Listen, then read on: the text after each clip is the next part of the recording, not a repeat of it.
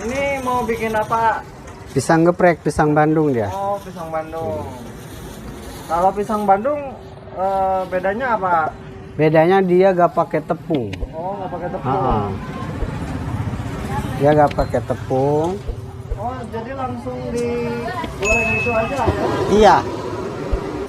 Dari bahan utamanya dari pisang tanduk ya. Bahan utamanya dari pisang Bandung. Iya.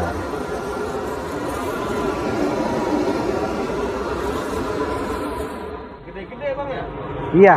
Kalau pisang tanduk memang gede-gede. Kayak orang Arab gede-gede ya? Iya. Nah, kalau pisang tanduk asli dari sini tuh merah. Oh, Dan teksturnya pun nanti udahnya pun pulen. oh pulen ya? Iya, itu terkena dari Sukabumi. Pisang tanduk yang paling manis itu ya pisang tanduk Sukabumi. Iya. Berarti kalau pisang Bandung beda gitu dari dikirim dari sana? Enggak, karena ciri khas Sukabumi itu pisang tanduk. Pisang tanduk. Manis dia, pulen. Manis ya? Nah,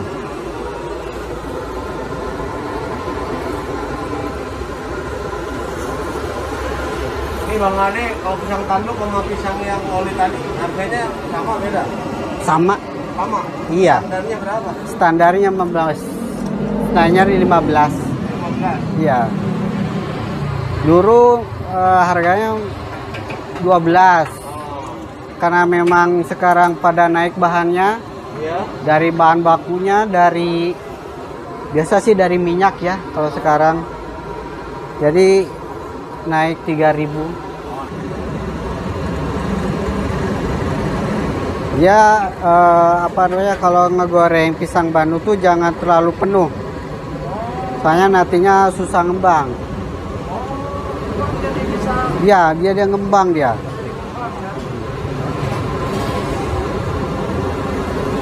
gorengnya berapa lama kalau pisang tanduk? Kalau pisang tanduk kena kurang lebih 10 menitan lah. Karena dia akan tebal dagingnya. Beda sama pisang yang uli tadi tipis-tipis cepat kering. Yang udah gede tebal lagi. Iya. Aduh, mantap. Ini biasanya yang sedang ini satu porsinya dua. Satu porsi ini Porsi isi ya. dua. Ini satu porsi isi dua. Harganya Harganya 15. 15. Semua topping apa beda-beda? Ini yang original, iya semua topping ini.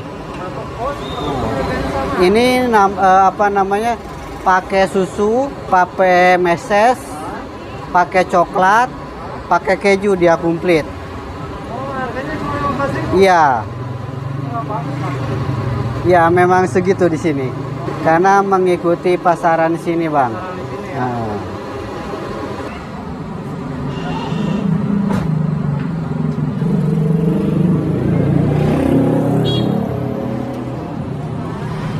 Udah coklat ya. Oh, warnanya udah berubah. Nah, Berarti itu udah matang ya? udah mateng.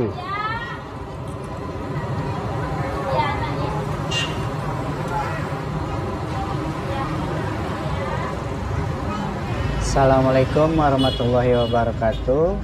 Nama saya Ade Yusuf, umur saya 28 tahun. Alhamdulillah usaha saya sudah hampir 3 tahun lebih lah. Dan alhamdulillah cabang pisang keju Padamoro sekarang sudah ada 4. Kalau sekarang fokusnya daerah Sukabumi dulu, tapi insya Allah kedepannya mungkin ya cita-cita sih pengen ke daerah Bogor, terus Sukabumi kota juga pengen ya kedepannya ke kota-kota lain. Tapi kan ini butuh manajemen yang bagus juga kan kalau kita nambah cabang. Terus kalau tidak di-manage dengan baik bakalan rusak ya. Begitu kira-kira. Berarti jualan itu nggak sembarangan Bang ya? Ya kalau jualan ibaratnya beda sama kerja ya. Menurut saya, nggak tahu ya menurut orang lain. Kalau kerja kan dari pagi itu tergantung perusahaannya masuknya jam berapa, pulang jam berapa, terus tugasnya kita apa, udah itu yang dikerjain. Tapi kalau usaha beda lagi. Dari pagi sampai malam, dari bangun pagi sampai tidur lagi kita harus memikirkan ini usaha kita mau majunya sampai mana. Terus kalau usaha itu kan harus berinovasi terus, kalau tidak mau berinovasi kita kalah saing nantinya, gitu. Tapi kalau usahanya stuck di situ-situ aja ya udah tiap hari di situ aja terus gitu. Nggak usah dipikirin Bang ya. Udah bisa, iya maksudnya gitu. Tambah cabang juga kita harus memikirkan dulu resikonya gimana, cara memanagenya gimana, nah kan. Kalau tambah cabang berarti yang jaga bukan kita dong, orang lain. Nah, gimana caranya kita memanage orang lain itu? Misalkan kita punya 3 karyawan ya, minimal 3 karyawan. Dalam 3 ini beda-beda karakternya. Nah, kita harus memanage mereka. Gimana caranya satu frekuensi sama kita. Nah, itu yang sulitnya itu dari dagang itu. Rezeki itu kita harus syukuri gitu, berapapun yang kita dapat gitu ya. Iya. Dalam artian kalau misalkan kita pengen nambah lagi, bisa dibilang serakah atau tidak menurut abang sendiri? Begini ya, kalau orang berpikiran seperti itu di dunia ini tidak ada orang kaya. Kenapa tidak ada orang kaya? Kalau mereka bersyukur dengan dengan penghasilannya sekarang ini segitu-gitu aja, berarti tidak ada penambahan dong. Tidak ada peningkatan. Sedangkan kalau hidup tidak ada peningkatan itu mubazir sebenarnya. Kalau penghasilan kita misalkan sehari aja ya 200.000, bersyukur, iya bersyukur. Dapat 200.000 kita ngeluh, itu yang salah. Yang ngeluhnya itu yang salah. Tapi kalau dapat sehari 200.000, kenapa kita harus dijadikan motivasi besoknya 400.000? Kan itu bukan, kalau dari segi agama itu sah-sah saja ya. Sah-sah saja kalau kita usaha kan pengen tingkat terus kan penghasilannya. Caranya gimana? Ya kita berpikir dengan tambah cabang lah, atau kita misalkan dimodifikasi lah, misalkan di pisang ini nih sehari misalkan kejual 20 box ibaratnya kan. Kenapa ini kejual 20 box terus? Stuck di situ-situ aja. Atau promosinya yang kurang, atau dari segi ngasih toppingnya yang kurang, pembeli itu aja. Nah, kita harus berinovasi lagi gitu.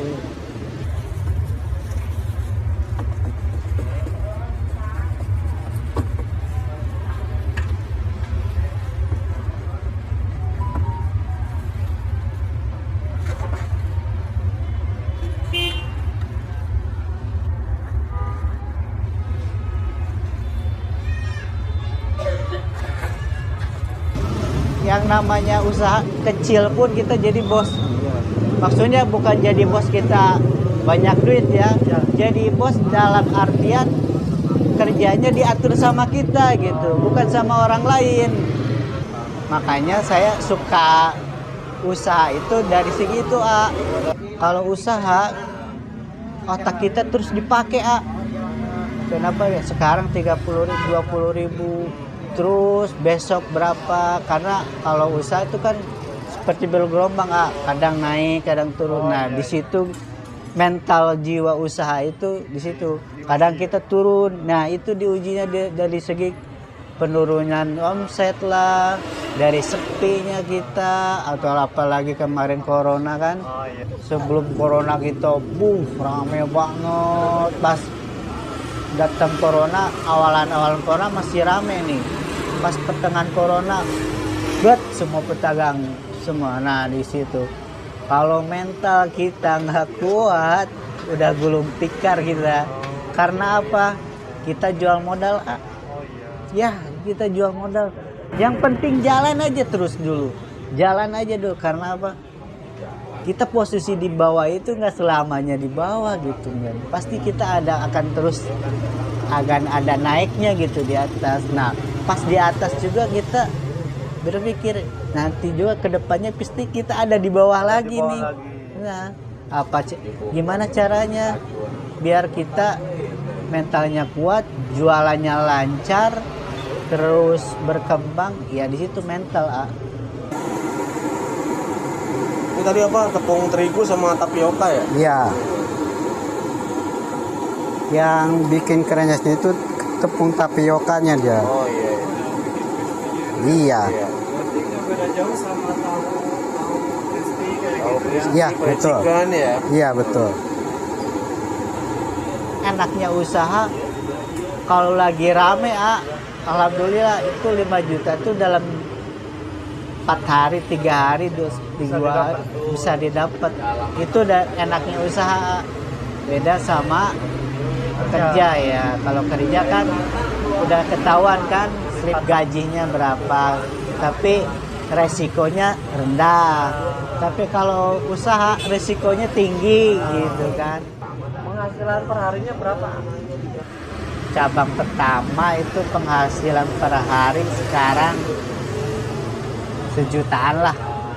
4 cabang tuh kadang 3,5 juta dan 4 juta sehari ya. Omsetnya itu kalau sebelum corona itu 1 cabang ini 1 cabang 2 juta lebih, 2 juta lebih 1 cabang ya.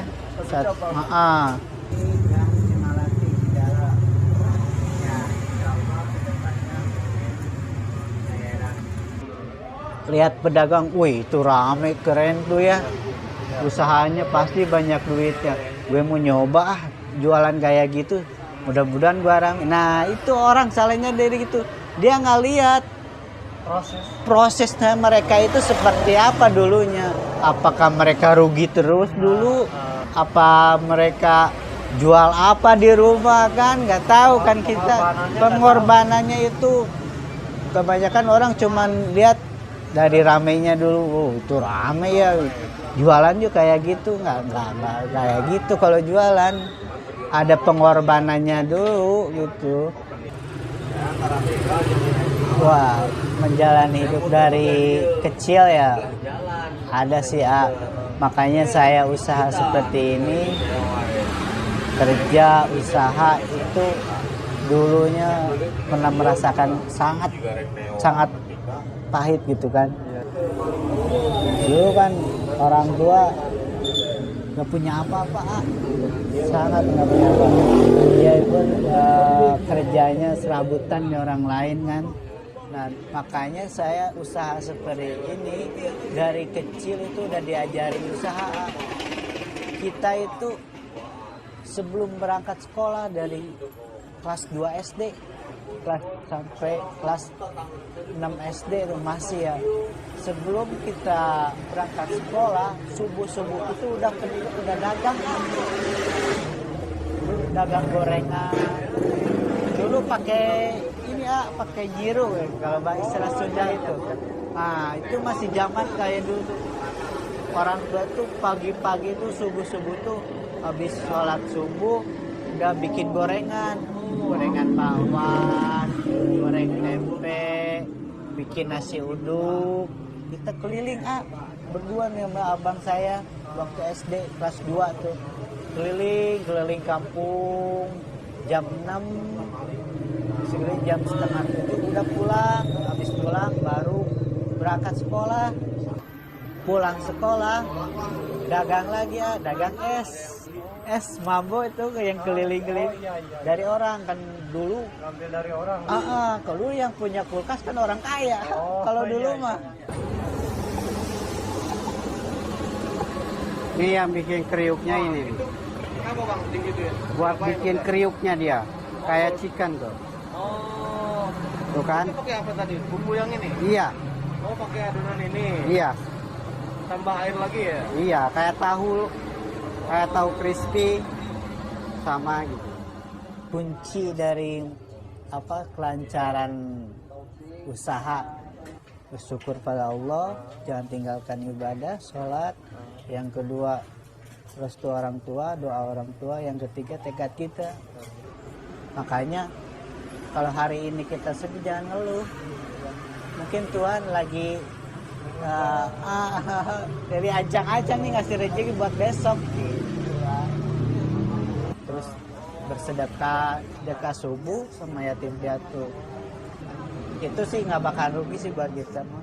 Nggak bakal berkurang lah ya. Nggak bakal berkurang rezeki kita buat ngasih anak yatim, bersedekah itu nggak bakalan berkurang, malahan bertambah.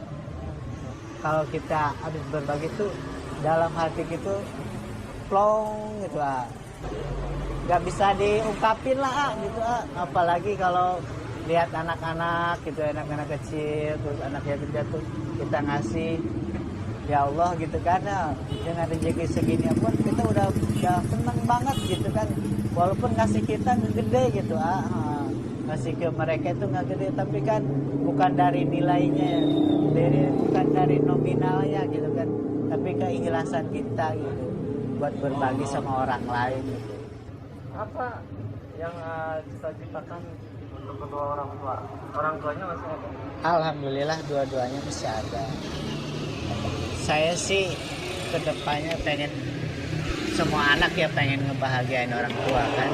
Semua anak pasti pengen ngebahagiain. Yang saya pengenin sekarang pengen berangkatin haji, umroh gitu sama orang tua. Itu cita-cita yang saya inginin.